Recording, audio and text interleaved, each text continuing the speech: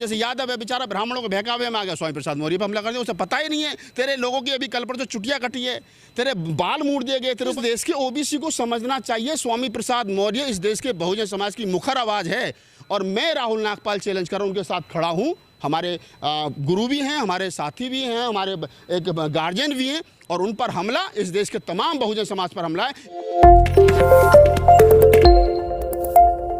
कभी मंदिर में जाने पे पिटाई, कभी घोड़ी पर चढ़ने पर पिटाई, कभी मूछ रखने पर पिटाई, कभी पानी छूने पर पिटाई, कभी मटका छूने पर पिटाई।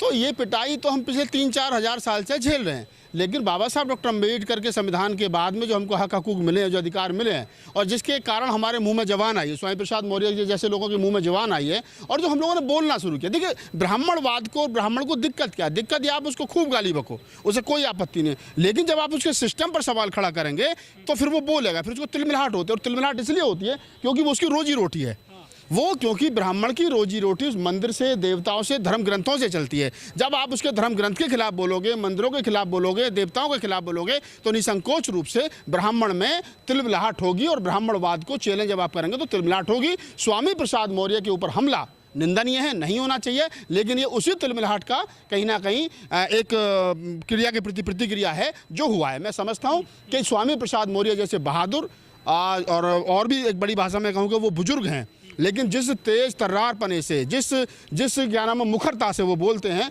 निसंदेह हमें उन पर गर्व है। और इस बात के साथ मैं कह रहा हूँ कि जिन कायर लोगों ने उन पर हमला किया है वो कल भी कायर थे, आज भी कायर हैं और कल भी कायर रहेंगे। मुझे दुख इस बात का है कि उन 2 लड़कों ने जिन्होंने हमला किया है उसमें एक यादव समाज का लड़का है, जिस समाज की लड़ाई स्वामी प्रसाद मौर्य जैसे लोग लड़ रहे हैं, रतनलाल जैसे लोग लड़ रहे हैं, लक्ष्मण जैसे लोग लड़ रहे हैं, हमारे जैसे और मंडल जैसे लोग लड़ रहे हैं। अगर हमारे समाज का ही बच्चा हमारे ऊपर लड़ाई करेगा तो हमको अपने घर को भी संभालना चाहिए कि हमारे घरों के बच्चों में मनुवाद किस तरीके से अंदर तक घुस गया है, RSS और बजरंग दल किस प्रकार से अंदर तक घुस गया है कि हमारे बच्चों को हमारे ही खिलाफ वो इस्तेमाल कर रहे हैं। हमें इस पर भी ध्यान देना चाहिए। लेकिन सर, वो धोखे से हमला किया गया है, माला गिरने के बहाने, ये बड़ा सवाल है। इस देश के अंदर माला गिरने के बहाने राजीव गांधी की हत्या कर दी जाती है। इस देश के अंदर माला गिरने के जो है उससे क्या नाम है, माला गिरने, गले में माला गिरने के चक्कर में दिल्ली के मुख्यमंत्री केजरीवाल जी को थप्पड़ मार दिया जाता है। तो माला गिरने का क्या है कि ये एक ऐसा सिंबॉलिक है कि आदमी आया माला गिरेगा, अभिनंदन करेगा, लेकिन उसमें कोई पहले से मनसा बना करके आया हो,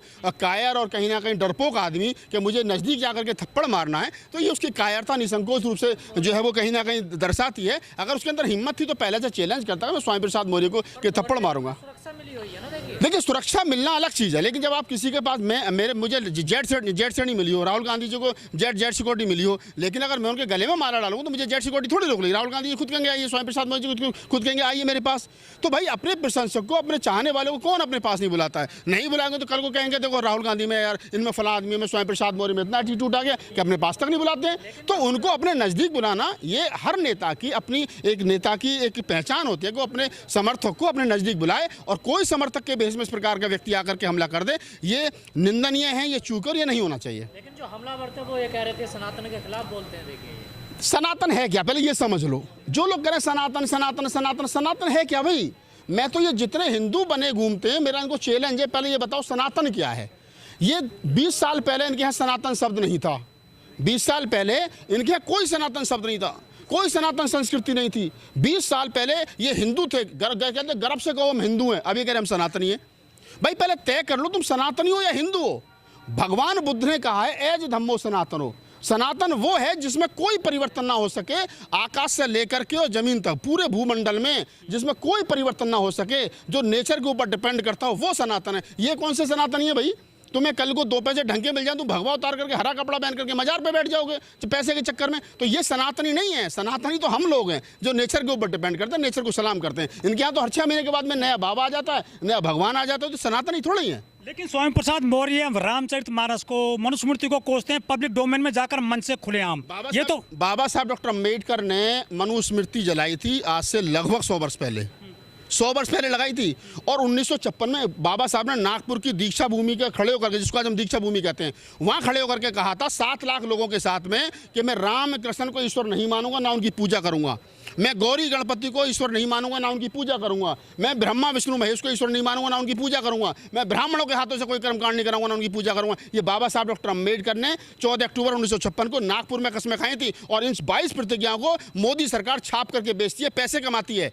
तो ये कहना कि पब्लिक डोमेन में कुछ कह दिया, तुम घर में बैठ करके कुछ बोल दो, लिख दोगे, अनाप शनाप इतना बड़ा सूरज हनुमान के मुंह में दे दोगे, तो वैज्ञानिक दृष्टिकोण से उस पर सवाल नहीं खड़ा किया जाएगा क्या? आस्था है, आस्था उसमें। तो आस्था के नाम पे पूजो, तुम्हारे व्यक्तिगत सवाल है, मुझसे थोड़ी पूछवा लोगे आस्था के नाम पे।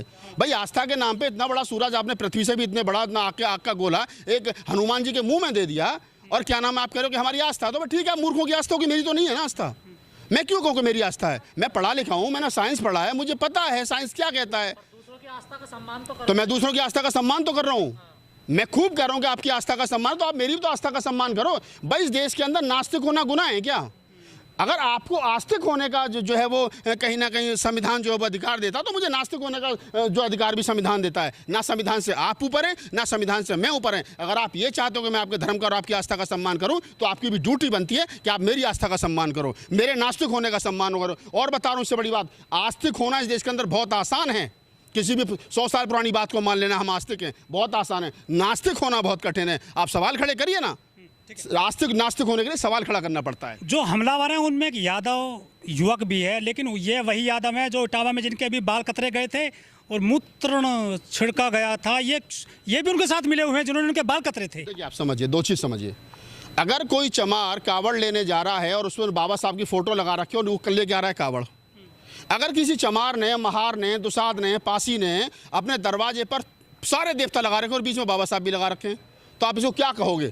आप इसको वही कहोगे कि अनभिज्ञ लोग हैं। जिस बाबा साहब डॉक्टर अम्बेडकर ने कहा मैं रामकृष्ण को ईश्वर नहीं मानूंगा, आज उसी डॉक्टर अम्बेडकर के सर पर दरवाजे पर सारे देवता बैठा रखे हैं। तो आप ये क्या कि मानोगे क्यों नहीं? अम्बेडकर तुझे भी मानने पड़ेंगे। हम लोग अम्बेडकर से ज़्यादा बुद्धिमान हो गए। जिस अम्बेडकर ने उस समय पर यह कहा कि ओबीसी समाज जो बैकवर्ड समाज है वो इतना मजबूत है, जिसके अंदर आधी आबादी है, अगर वो शेड्यूल कास्ट के साथ मिल जाएगा तो हम ऊपर की शक्तियों को कंट्रोल कर लेंगे। अगर ऊपर की शक्तियों के साथ मिल जाएगा तो हमें रौन देगा।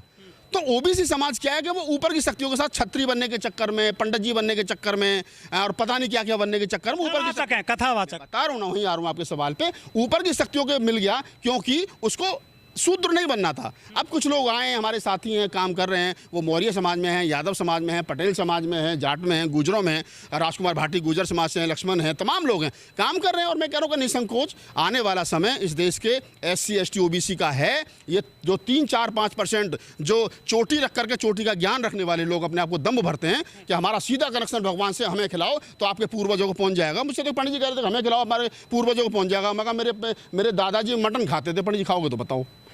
नहीं साहब, तो मटन नहीं खाएंगे। भाई क्यों नहीं खाओगे? मेरा बाप तो मटन नहीं खाता था, दारू भी पीता था। तो मैं तो वही खिलाऊंगा ना जो मेरा बाप खाता था। वो तुमने खाना नहीं, तुमको चाहिए देसी घी हलवा और पूरी, वो मेरे घर है नहीं। तो मैं वही कह रहा हूँ कि देखिए अंधभक्ति पर सवाल खड़ा करना। मेरे बहुत सारे ब्राह्मण दोस्त हैं, मेरे वीडियो देखते हैं, मुझे फाइनेंस करते हैं भाई साहब, मुझे आर्थिक सहयोग भेजते हैं ब्राह्मण। कहते हैं भाई साहब आप बिल्कुल ठीक करो। क्या इस देश के अंदर ब्राह्मण बुरा नहीं है? ब्राह्मणवाद बुरा है। इस देश के अंदर कोई जाति बुरी नहीं है। उस जाति में जो कुछ चंट और चालाक लोग हैं जो अपने आप को, जैसे यादव है बेचारा, ब्राह्मणों को बहकावे में आ गया, स्वामी प्रसाद मौर्य पर हमला कर दिया। उसे पता ही नहीं है तेरे लोगों की अभी कल पर जो चुटिया कटी है, तेरे बाल मूड़ दिए गए, तेरे ऊपर पहले तो क्या नाम है, उसका गंगा जल होता था पवित्र, फिर साला उसका क्या कहते हैं उसको गाय मूत्र हो गया, अब बहुमूत्र हो गया। तो हम तो समझ ही नहीं आ रहे देश कितनी तरक्की करके कहाँ से कहाँ तक चला गया भाई साहब हैं। तो इस देश के OBC को समझना चाहिए, स्वामी प्रसाद मौर्य इस देश के बहुजन समाज की मुखर आवाज़ है।